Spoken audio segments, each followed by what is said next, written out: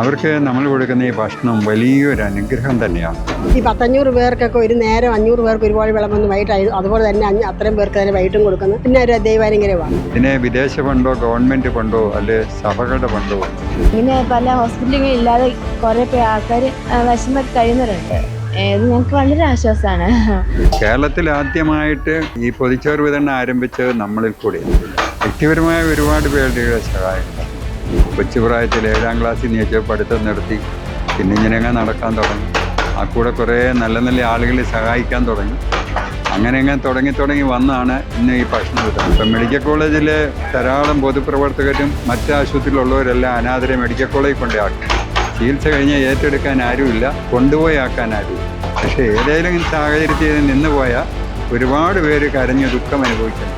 ആ മന്ത്രിയോട് പറയണം എന്താണെന്ന് ചോദിച്ചാൽ ഇത് നിർത്തലാക്കിയാൽ ഇനിയിപ്പം പുതിയ മന്ത്രി കയറിയപ്പോൾ ഓർത്ത് കാണുമായിരിക്കും ഈ ഭക്ഷണമൊക്കെ നിർത്തിയ ചിനുവല്ല ബിരിയാണിയോ അങ്ങനെ തന്നെ കൊടുക്കാനുള്ള നമുക്ക് അറിയത്തില്ലല്ലോ. നമസ്കാരം. സർക്കാർ ആശുപത്രികളിൽ കഴിയുന്ന രോഗികൾക്കും അവരുടെ കൂട്ടിരിപ്പുകാർക്കും അറിയാം ഒരു നേരത്തെ ആഹാരത്തിൻ്റെ വില.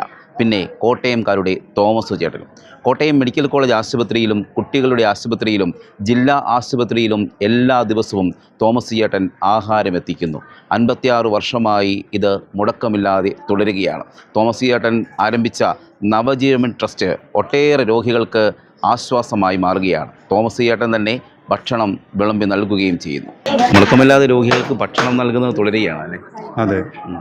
അതെ, ഈ ഒരു രോഗി മെഡിക്കൽ കോളേജിലൊക്കെ വന്നു കഴിഞ്ഞാൽ പ്രത്യേകിച്ചും മാരകമായ രോഗത്താൽ കഴിയുന്നവരോട് കൂടുതൽ പേര് കാണും.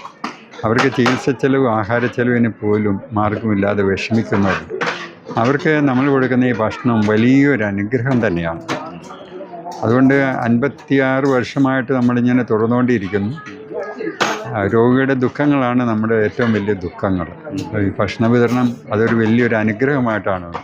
പിന്നെ കോട്ടയത്തും മറ്റു പല സ്ഥലങ്ങളിലുള്ളവരെല്ലാവരുടെയും ഒരു സഹായവും ഒരു സഹകരണവും പ്രോത്സാഹനവും ഉണ്ട്. ഇതിനെ വിദേശ ഫണ്ടോ ഗവൺമെൻറ് ഫണ്ടോ അല്ലെ സഭകളുടെ ഫണ്ടോ ഒന്നുമില്ല. വ്യക്തിപരമായ ഒരുപാട് പേരുടെ സഹായങ്ങളാണ്. ഒരുപാട് നല്ല നല്ല ആളുകളെ ചെറുതും വലുതുമായിട്ട് സഹായിക്കുന്നു. തീരെ വഴിയിലിട്ട് മത്തിവെക്കുന്നവരും വലിയ സമ്പന്നരായ ആളുകളും കൂലിപ്പണിക്കാരും എല്ലാവരുടെയും ഒരു സഹായങ്ങൾ കൊണ്ടാണ് ദിവസം നമ്മൾ 4000-5000-ഓളം പേർക്ക് മെഡിക്കൽ കോളേജിലും കുട്ടികളുടെ ആശുപത്രിയിലും ജില്ലാ ആശുപത്രി ആയുർവേദത്തിൽ കൊടുക്കാം. മെഡിക്കൽ കോളേജിലെ സൈക്കാട്രി വാർഡിൽ അവർക്ക് ഭയങ്കര വിശപ്പാണ്. അവർക്കൊരു 7-7:30 ആകുമ്പോൾ വയറ് നിറയെ ഭക്ഷണം കൊടുക്കും. ഉച്ചയ്ക്ക് ഡയാലിസുകാർക്ക് ഡോക്ടർമാർ പറഞ്ഞിട്ടുണ്ട് നമ്മുടെ ഭക്ഷണം കൊടുക്കും. വൈകുന്നേരം മെഡിക്കൽ കോളേജിലെ മുഴുവൻ പേർക്കും ചോറും കറിയും ചൂടുവെള്ളവും ഇവിടെയും കോട്ടയത്തും എല്ലാം കൊടുത്തുകൊണ്ടിരിക്കുകയാണ്. 56 വർഷങ്ങൾക്ക് മുൻപ് ഇത് തുടങ്ങുന്ന അതിനുള്ളൊരു അനുഭവം എന്താണ്? ഞാൻ ആശുപത്രി രോഗിയായി വന്നപ്പോഴേ ഞാൻ ചോറുണ്ടോടുന്നപ്പോൾ രാമേന്ദ്രൻ എന്ന് പറഞ്ഞൊരു സഹോദരൻ കരയുന്നു, വിശക്കുന്നു, സഹായിക്കാൻ ആളില്ല. അന്നേരം എൻ്റെ ആ പൊതിച്ചോറിക്കൂട്ട് ഞാൻ പുള്ളിക്കൂടെ കൊടുത്തു. പിന്നെ പിറ്റേ ദിവസം വീട്ടിൽ നിന്ന് ഒരു പൊതി ചോറും കൂടെ കൊണ്ടുവന്നു. അങ്ങനെ കൊടുത്ത് ഞങ്ങൾ വലിയ കൂട്ടായി. അന്ന് ഞാൻ പറഞ്ഞു അസുഖമൊക്കെ മാറുകയാണ്, നമുക്ക് ആശുപത്രി വന്ന് പാവപ്പെട്ട രോഗികളെ സഹായിച്ചിരിക്കുന്നു. രാമേന്ദ്രൻ മരിച്ചുപോയി, ഞാൻ സുഖമായി. പിന്നെ അന്ന് പോലെയുള്ള എനിക്കൊരു വലിയ സങ്കടമായിരുന്നു. പിന്നെ ഞാൻ പഠിത്തമൊക്കെ നിർത്തി.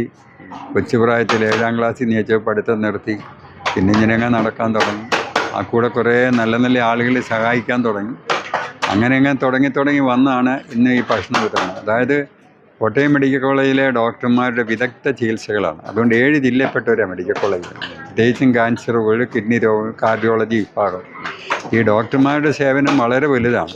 കാരണം മറ്റു വിഭാഗത്തിലുള്ളവർക്ക് ഷിഫ്റ്റ് ഉണ്ട്, 1:30 ആകുമ്പോൾ അവർക്ക് ഷിഫ്റ്റ് ഇല്ലല്ലോ. അപ്പോൾ അവരുടെയൊക്കെ ഒരു പ്രോത്സാഹനം അവർ പഠിക്കുന്ന കാലം മുതലുണ്ട്, ഇപ്പോഴും ഉണ്ട്. കോട്ടയം മെഡിക്കൽ കോളേജിലെ കാർഡിയോളജി വിഭാഗം doctor Jayakumar sir, principal Varghese Punnoor sir, doctor സാംബ്രിറ്റി സവൃതി, അതുപോലെ ഡോക്ടർ ഫെഡറിക്ക്, അങ്ങനെ അവരെല്ലാവരും ഒരു സഹായമുണ്ട്. പ്രത്യേകിച്ചും പണ്ട് കാലത്തെ മെഡിക്കൽ വിദ്യാർത്ഥികളുടെ സഹായങ്ങൾ, ഹോസ്റ്റലിൽ നിന്ന് മിച്ചം വരുന്ന ഭക്ഷണം കൊടുക്കാൻ തുടങ്ങി. അങ്ങനെ ഒരാളെ പോലും നിരാശയാക്കാറില്ല. ഇല്ലില്ല. അതുപോലെ തന്നെയാണ് തെരുവിൽ കിടക്കുന്ന മാനസിക രോഗികളെ ഏറ്റെടുത്ത് സംരക്ഷണം തുടങ്ങി. കേരളത്തിൽ ആദ്യമായിട്ട് ഈ പൊതിച്ചോറ് വിതരണം ആരംഭിച്ചത് നമ്മളിൽ കൂടിയാണ്. കേരളത്തിൽ ആദ്യമായിട്ട് തെരുവിൽ കിടക്കുന്ന അനാഥരായ മാനസിക രോഗികളെ ഏറ്റെടുത്ത് സംരക്ഷിക്കുന്നത് നമ്മളായിട്ട് തോന്നും. അങ്ങനെ കോട്ടയത്തുള്ളവരുടെ സഹായങ്ങൾ കൊണ്ട് കേരളത്തിൽ ആദ്യമായിട്ട് തുടങ്ങിയത് നമ്മൾ തന്നെയാണ്. നവജീവൻ ട്രസ്റ്റ്. നവജീവൻ ട്രസ്റ്റ് ആയിട്ട് 36 വർഷമാകുന്നു. അങ്ങനെ നമ്മുടെ കൂടി ആളുകളെല്ലാം പ്രോത്സാഹിപ്പിച്ച് കുറച്ച് രോഗികളെ കുറേ പേർക്ക് കൊടുത്തു എന്ന് കേരളത്തിൻ്റെ എല്ലാ ജില്ലകളിലും ജില്ലയുടെ വിവിധ പ്രദേശങ്ങളിലും ഇതുപോലുള്ള ഒത്തിരിയേറെ ആതുരാലയങ്ങളുണ്ട്. പക്ഷേ ഇന്ന് ഒത്തിരി അനാഥരിങ്ങനെ വർദ്ധിച്ചുകൊണ്ടിരിക്കുകയാണ്, അനാഥാലയങ്ങൾ നിറഞ്ഞുകൊണ്ടിരിക്കുകയാണ്. അപ്പോൾ ഈ അനാഥർക്കായിട്ട് എന്ത് ചെയ്യണമെന്ന് ചോദിച്ചു കഴിഞ്ഞാൽ മനസ്സിൽ തോന്നിയ ആഗ്രഹവും മറുനാടൻ മലയാളിയോട് പറയാനുള്ള ആഗ്രഹം ഞാൻ മുഖ്യമന്ത്രിയുടെ ശ്രദ്ധപ്പെടുത്തിയായിരുന്നു, പലരുടെയും ശ്രദ്ധപ്പെടുന്നു. ഇപ്പം മെഡിക്കൽ കോളേജിലെ ധാരാളം പൊതുപ്രവർത്തകരും മറ്റ് ആശുപത്രിയിലുള്ളവരെല്ലാം അനാഥരെ മെഡിക്കൽ കോളേജിൽ കൊണ്ടുപോയി ചികിത്സ കഴിഞ്ഞാൽ ഏറ്റെടുക്കാൻ ആരുമില്ല, കൊണ്ടുപോയി ആക്കാൻ ആരുമില്ല. അപ്പോൾ ഇവരെല്ലാം നവജീവനാണ് നോക്കുന്നത്. രാവിലെ കാപ്പി, ഉച്ചയ്ക്ക് ഭക്ഷണം, 4 മണിക്ക് ചായ, പിന്നെ ഹോസ്പിറ്റലിൽ നിന്ന് കുറേ സ്റ്റാഫൊക്കെ സഹകരിക്കുന്നുണ്ട്. പക്ഷേ ഇവരെ കൊണ്ട് ആക്കാൻ സ്ഥലമില്ല. ഇപ്പോഴും മെഡിക്കൽ കോളേജ് വളരെ അനാഥര് കിടപ്പുണ്ട്. അപ്പോൾ എൻ്റെ ഒരു മനസ്സിൻ്റെ ആഗ്രഹം മെഡിക്കൽ കോളേജ് ജില്ലാ ആശുപത്രി കേന്ദ്രീകരിച്ച് അനാഥ രോഗികളുടെ ഒരു വാർഡ് ഓപ്പൺ ചെയ്യണം. അതിനകത്ത് ഡോക്ടേഴ്സ്, നേഴ്സസിൻ്റെ എല്ലാവരുടെയും ഒരു ഔദ്യോഗികമായ സഹകരണത്തോടു കൂടി ആകുകയാണെങ്കിൽ സന്നദ്ധ സംഘടനകളുടെ എല്ലാ സഹകരണവും. ഇല്ല ഇനി അനാഥർ വഴി കിടന്ന് മരിച്ചു, പോലീസുകാർ നിസ്സഹായരാ, ഒരു അനാഥരം വഴി കിടക്കുന്നു, ഒരു മാനസിക വഴി കിടക്കുന്നു, പോലീസിനെ അറിയിക്കുന്നു. പോലീസ് എങ്ങോട്ട് കൊണ്ടുപോകാനാണ്? പോലീസിന് ഏക ആശ്രയം മെഡിക്കൽ കോളേജ് വരാൻ, മെഡിക്കൽ കോളേജിൽ നിന്ന് എങ്ങോട്ട് കൊണ്ടുപോകാൻ? പ്രത്യേകിച്ചും മാനസികരുടെ കാര്യം വളരെ പരിതാപമാണ്. അവരെ പോലീസ് എടുത്തുകൊണ്ട് വന്നാൽ അവരെ അഡ്മിറ്റ് ചെയ്യാനോ ആക്കാനോ ഒരു സ്ഥലമില്ല. അതുകൊണ്ട് പോലീസ് ഈ കാര്യത്തിൽ നിസ്സഹായരാണ്. അതിന് പൊതുജനങ്ങളെ ഈ കാര്യത്തിൽ വളരെ ഒരു ശ്രദ്ധിക്കേണ്ട ഒരു കാര്യമാണ്. ഈ കഴിഞ്ഞ ദിവസം ആരോഗ്യമന്ത്രി പറഞ്ഞു ഈ സന്നദ്ധ സംഘടനകളൊക്കെ മെഡിക്കൽ കോളേജ് ആശുപത്രി, സർക്കാർ ആശുപത്രികൾക്കുള്ളിൽ ഭക്ഷണ വിതരണം ചെയ്യാൻ അനുവദിക്കില്ല എന്ന് പറഞ്ഞു. അതേപ്പറ്റി താങ്കളുടെ അഭിപ്രായം?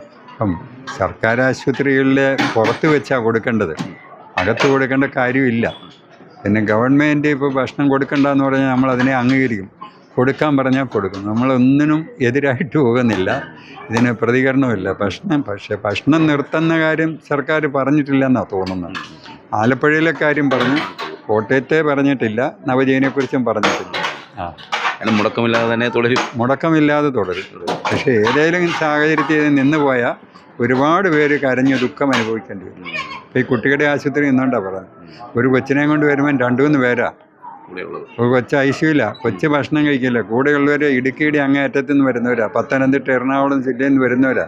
അവർക്ക് ഭക്ഷണമില്ല, അവരെന്ത് ചെയ്യും? ഏറെ പേർക്ക് സാന്ത്വനമായി മാറും. ഒരുപാട് പേർക്ക് സാന്ത്വനം, ഒരുപാട് ആളുകൾക്ക് സാന്ത്വനം. അവരൊക്കെ അവരുടെ ആ സന്തോഷം കാണുമ്പോൾ മനസ്സ് നിറയും. ഇപ്പം എന്നാന്ന് വെച്ചാൽ ഇപ്പം പലയിടത്തും ഈ അടുത്ത ദിവസം പത്രത്തിൽ കണ്ട് കോട്ടയം ജില്ലയിൽ 4 പേര് ആത്മഹത്യ ചെയ്തില്ലേ, വിഷം കുടിച്ച്. നാളെയാണ് അതിൻ്റെ ശവസംസ്കാര ചടങ്ങ്. അപ്പം എന്നെ കണ്ടുകൊണ്ടിരിക്കുന്നവർ, കേട്ടുകൊണ്ടിരിക്കുന്നത്, ഒരു കുടുംബം മുഴുവൻ വിഷം കുടിച്ച് മരിച്ചെന്ന് അറിയുമ്പോൾ നമുക്ക് സങ്കടം വരും. മരിച്ചിടത്ത് എല്ലാവരും പോവുകയും ചെയ്യും. മനുഷ്യൻ മരിക്കുന്നതിന് മുൻപ് അയൽവക്കംകാരുടെ ഒരു സഹകരണം ഒരാവശ്യമാണ്. ഇവിടുത്തെ ഗവൺമെൻറ്റിനെയോ അല്ലെ സമുദായങ്ങളെയോ അല്ലെ തന്നെ മറ്റ് സന്നദ്ധ സംഘടനയോ പൊതുപ്രവർത്തകരെ എല്ലാവരും വിമർശിക്കുമായിരിക്കും. പക്ഷേ ഓരോ വ്യക്തിയും എൻ്റെ അയൽവക്കത്ത് ആത്മഹത്യയ്ക്ക് ഒരുങ്ങിയിരിക്കുന്നവരുണ്ടോ, വിശന്നിട്ട് കരയുന്നവരുണ്ടോ, മരുന്ന് മാർഗ്ഗമില്ലാതെ മരിക്കാറായി കിടക്കുന്നവരുണ്ടോ എന്ന് ഒരു അയൽവക്ക സഹായ സഹകരണം ഇന്ത്യ ആവശ്യമാണ്.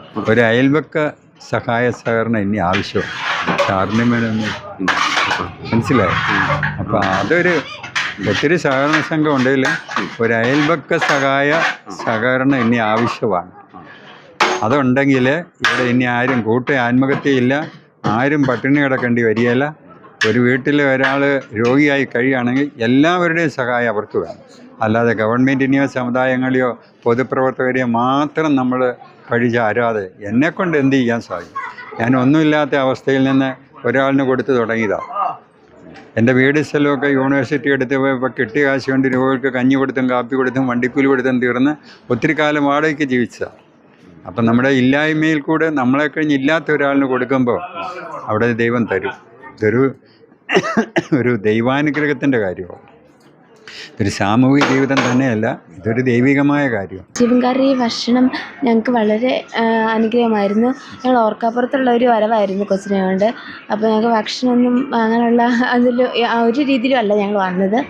അപ്പോൾ ഈ ഭക്ഷണം മാത്രം ഞങ്ങൾക്ക് മറ്റുള്ളവർ കഴിയുന്ന ഒരു പാത്രം വാങ്ങിച്ചിട്ട് ഭക്ഷണം ഫ്രീ ആയിട്ട് വാങ്ങിച്ച് ഞങ്ങൾക്ക് ഭക്ഷിക്കാൻ സാധിച്ചു. പിന്നെ ഇത് അനേകർക്ക് വളരെ ആശ്വാസമാണ്. ഞങ്ങളുടെ ജീവിതത്തിൽ വളരെ സഹായമായിരുന്നു, വളരെ അനുഗ്രഹമായിരുന്നു ഈ ഭക്ഷണമുള്ളത്. ഉച്ചയ്ക്കും വൈകുന്നേരം ഉണ്ട് ഭക്ഷണം. ഇങ്ങനെ പല ഹോസ്പിറ്റലുകളും ഇല്ലാതെ കുറേ പേർ ആൾക്കാർ വിശന്നൊക്കെ കഴിയുന്നവരുണ്ട്. ഇത് ഞങ്ങൾക്ക് വളരെ ആശ്വാസമാണ്.